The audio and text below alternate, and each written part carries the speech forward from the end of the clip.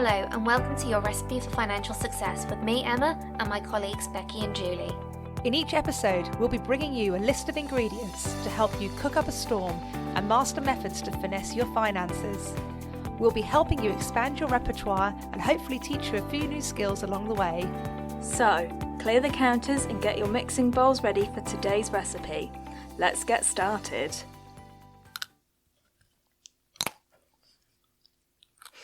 Oh, sorry Emma, you just caught me finishing off my ice cream.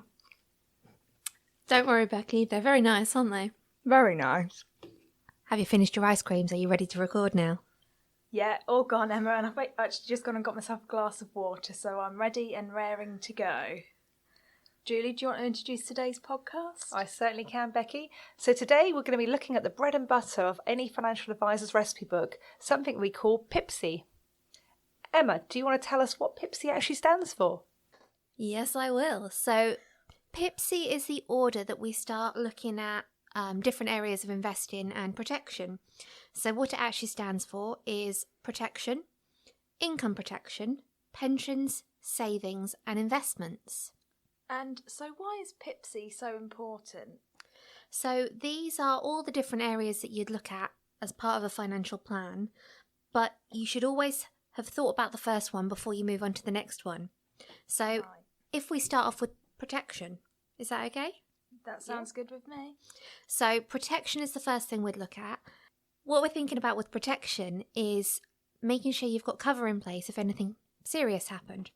So like making sure the mortgage will be paid off, that kind of thing? Exactly like that. So if something hideous happened and you died and you had a family left behind and there was a mortgage, then you'd want to pay that off to make sure your family are looked after.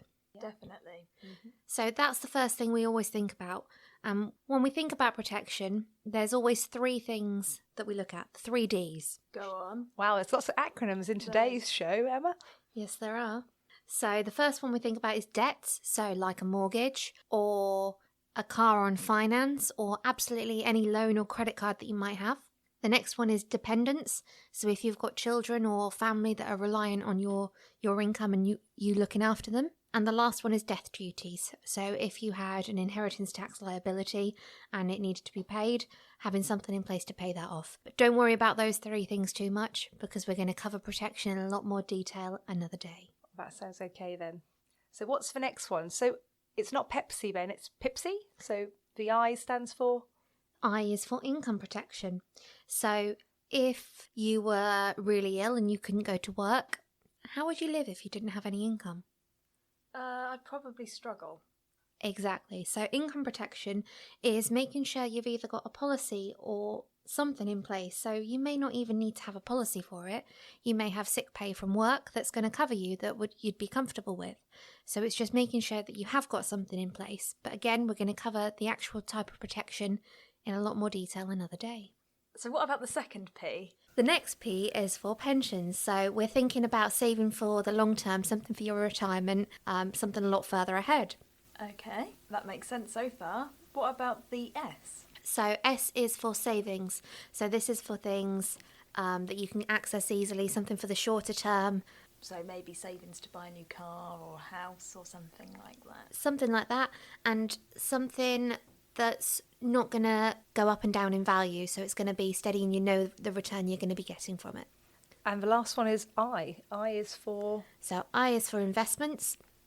So again, this is going to be a slightly longer term than your savings account, but maybe not as longer term as your pension. And it's basically saving some more money. An investment could also be a lump sum that you're paying in. It might not necessarily be a regular contribution. So if someone's gifted you some money or you've inherited something and you want to make it work as hard as it can for quite some time, it could be put into an investment. So can you give us an example, Emma, of when you've actually used PIPSI with one of your clients to give our listeners a real good feel for what we're talking about?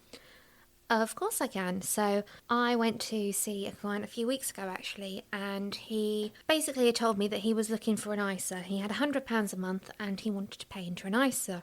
So I started talking to him about his life and who was involved in his life. So he told me that he was married, he had 2 children.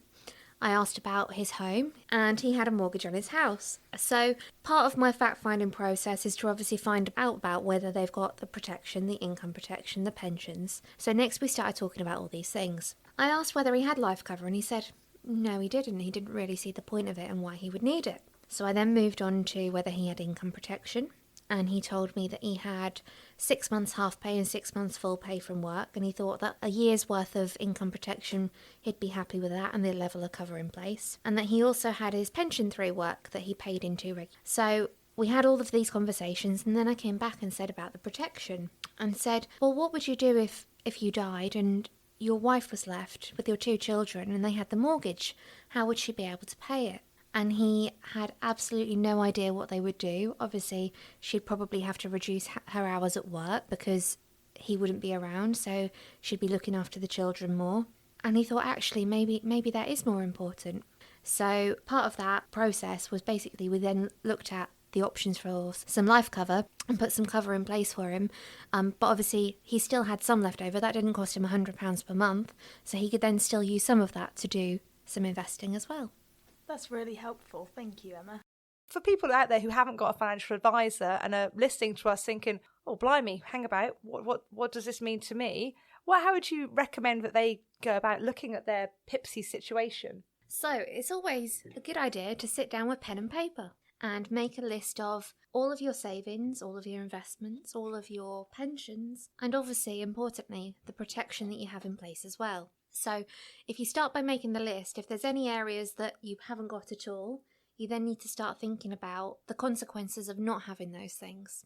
So if protection isn't something you've got, then think about if anything happened to you, would there be any liabilities? Would anything need to be paid? And if it doesn't, then you can probably just move on to the next one. But if you're not sure, it's always best to speak to a financial advisor. So when we're looking at PIPSI, would you say then, because protection, the first P comes first, that's the most important thing for people to consider? So it's the first important thing to consider. All of these things are very, very important, but you need to follow the process through and check whether in your situation it's something that you are going to need. So what happens if you haven't got very much money? So, for example, say I've got £100 a month and I haven't got a pension and I haven't got any savings. I mean, could I split them between pensions and savings? Because I might want to put money away for a holiday and retirement, or is it possible to do that? Or would you say I would always have to put it into a pension first? Definitely not. So you still need to be able to enjoy a life now. You can't just work hard now and live later. You've got to have a balance in life. Work-life balance is very important. Same as savings is, saving for now and for your future. So if you've got, say, £100 like you've just said, yes, I'd definitely say looking at using some of that for short term and some of that for the longer term is definitely a good idea. Okay, that makes sense. So we've briefly touched on lots of different topics today, but we have all of those topics in the proving drawer ready to bake another day. And with that, we've completed today's recipe.